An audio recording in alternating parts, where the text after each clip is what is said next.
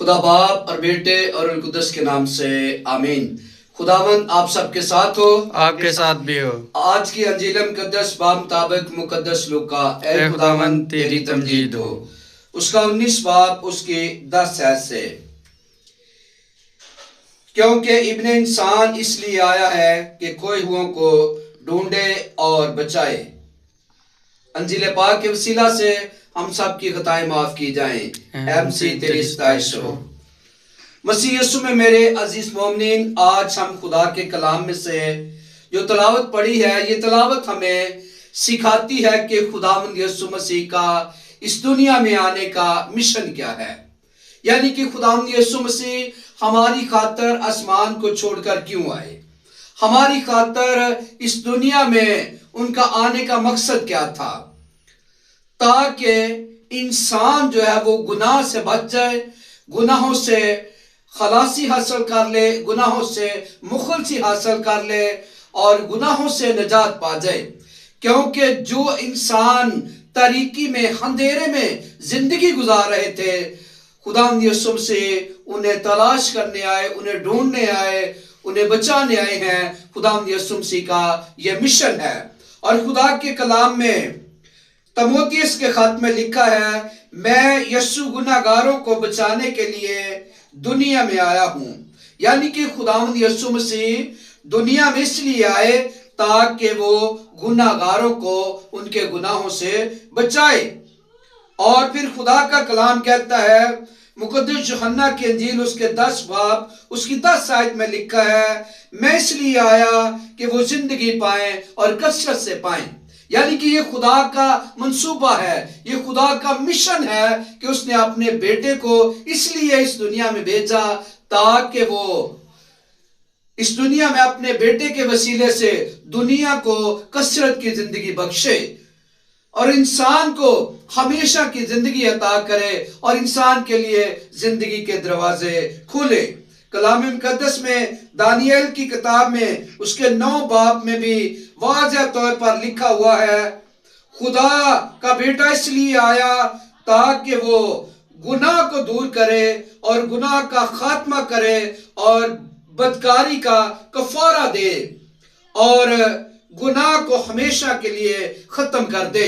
یہ خدا کے بیٹے یسوع کا مشن تھا، یہ اس کا منصوبہ تھا، یہ اس کا پلان تھا کہ وہ کس طرح انسان کو گناہ سے بچائے گا۔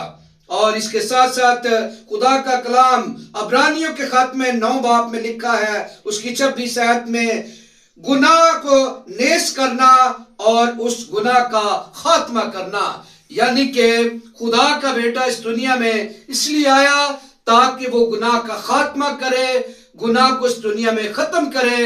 اور پھر خدا کا کلام مقدس متی کی انجیل میں لکھا ہے، اس کے پہلے باب 21 آیت میں، انسان کو اس کے گناہوں سے بچائے اور نجات بخشے۔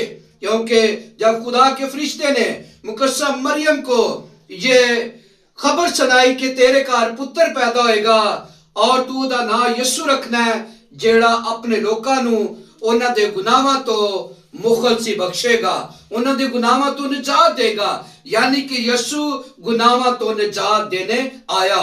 یہ اس کا منصوبہ تھا، یہ اس کا مشن ہے کہ وہ کس طرح انسان کو بچائے۔ اور تمام انبیاء اکرام نے اور تمام فرشتوں نے اور تمام پیشن گوئیاں اس بات کی درس دیتی ہیں کہ وہ اس کا منصوبہ، اس کا مشن یہ تھا کہ وہ انسان جو خدا سے دور چلا گیا تھا، وہ اس کو دوبارہ سے خدا کے قریب لائے تاکہ انسان پھر سے باغ عدن کی طرح خدا کے ساتھ روبرو بات کر سکے۔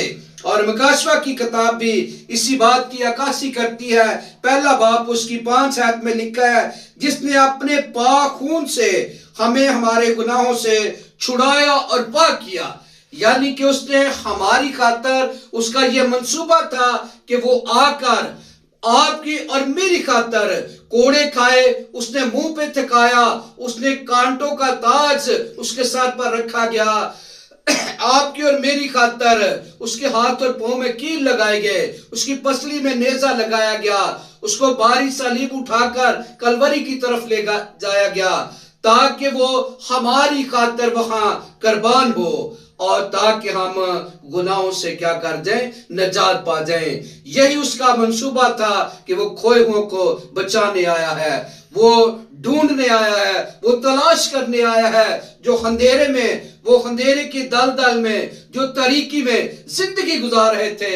یہ خدا کے بیٹے کا مشن تھا، اور جب ہم اس مشن کو پورا ہوتے ہوئے اپنی زندگی میں دیکھتے ہیں کہ جب آپ کا اور میرا مسیحا ہماری خاطر صلیب پر مرتا ہے، صلیب پر قربان ہو جاتا ہے، صلیب پر اپنی جان دے دیتا ہے، اور پھر وہ دفن کیا جاتا ہے، اور وہ تیسرے دن مردوں میں جی اٹھتا ہے، اور اس کا یہ سارا منصوبہ جو ہے وہ پھر سے جو ہے وہ بحال ہو جاتا ہے، جس منصوبے کے لیے وہ آیا تھا کہ انسان کو دوبارہ سے خدا کے ساتھ ملائے۔